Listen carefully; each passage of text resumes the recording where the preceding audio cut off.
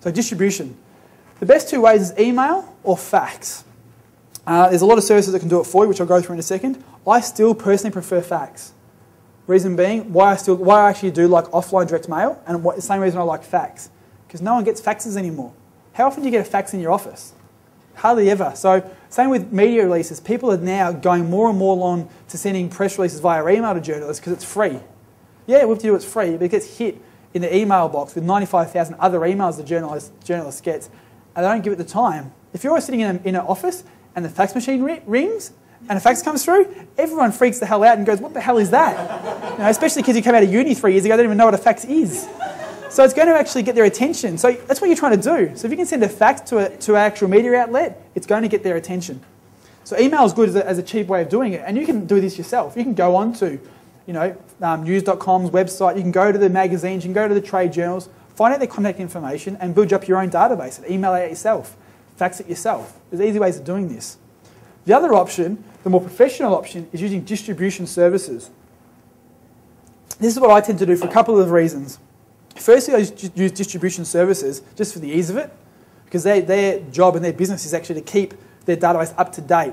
So you can literally go to them, here's my press release, I want you to send it out to blah, go and do it for me. And AAP Media is probably the most recognised one in Australia. It's definitely not the cheapest, but it's going to be the most recognised. So they actually have account managers. So you can say to them, I've got this press release, I want to target ISO consultants. And they'll go and do their research and work out what magazines and newspapers they should actually target. They'll do that and build up a unique list just for you.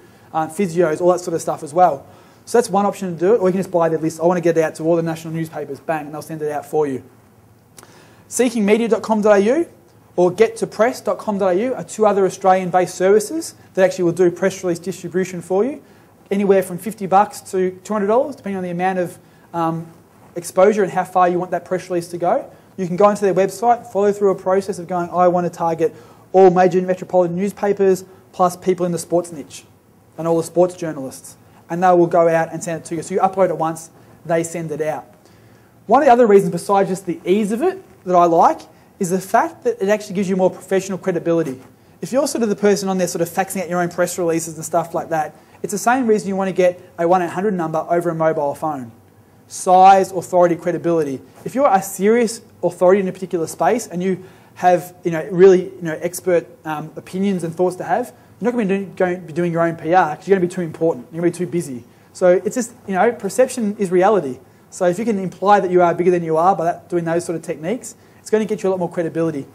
When I did the MCG thing, I actually did a lot of the PR myself for that. Because I didn't have a lot of high budget at 21 years old, had a huge credit card bill from living in South Beach, Miami. It was all the nightclub beer tabs and bar tabs I had.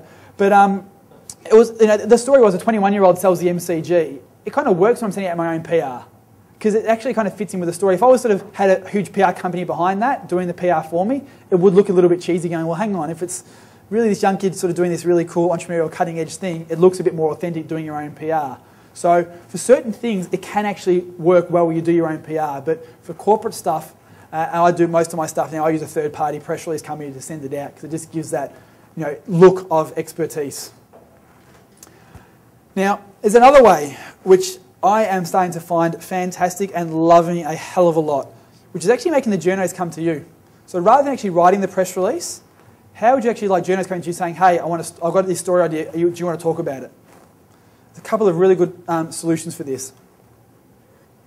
You can get 2 or 3 emails per day sent to your email address from journos around the globe saying, here's some stories I'm trying to write, I want someone to interview, I need a soundbite, can you give it to me?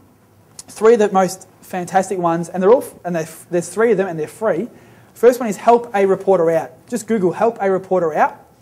And basically what Harrow does is a link between the journos and yourself. So you can go in there and you put your email address in, and 3 or 4 times a day, Harrow sends an email out with about 20 to 30 press release media requests from journos, saying everything from, I'm looking for someone who's an expert on Twitter and social media, to when Tiger Woods came out, there was, I'm writing an article about women who have been cheated on. I need some people to actually comment on this as a woman. There was, articles in there, I need people who have been to South Beach, Miami recently for a vacation who wants to comment on their trip. There's a huge range of and you're getting 20 of these 3 times a day. Reporter Connections is another global one as well. Now, when I talk about this globally, quite often people go, well, hang on, I'm based in Australia. Why do I really care about getting, exposure to American magazines and newspapers? The States love Australians. Absolutely love them. So if you're an expert on ISO consulting or Twitter from Australia and you're getting featured in that magazine, it gives that magazine even more credibility. Holy shit, this journalist has actually gone and researched the world for this expert. They've gone around and found the very best expert on Twitter they could find. This article and this person must be an authority. So it actually gives that magazine more credibility, which is why they'll actually respond to your requests, because it helps them out, makes them look better. Because everyone's in it for themselves, and they're in it to make themselves look better. From your perspective, yes, you're not going to get any traffic from it because no one in the US is going to come and use your ISO management consulting services or your physiotherapy services. But on your website, as featured in USA Today, internationally recognised expert. As soon as you're featured once in an overseas journal, magazine, newspaper, you're an internationally recognised expert in that space. So again, from a physio perspective, I'm an internationally recognised physio. It's a pretty impressive thing to say to your clients.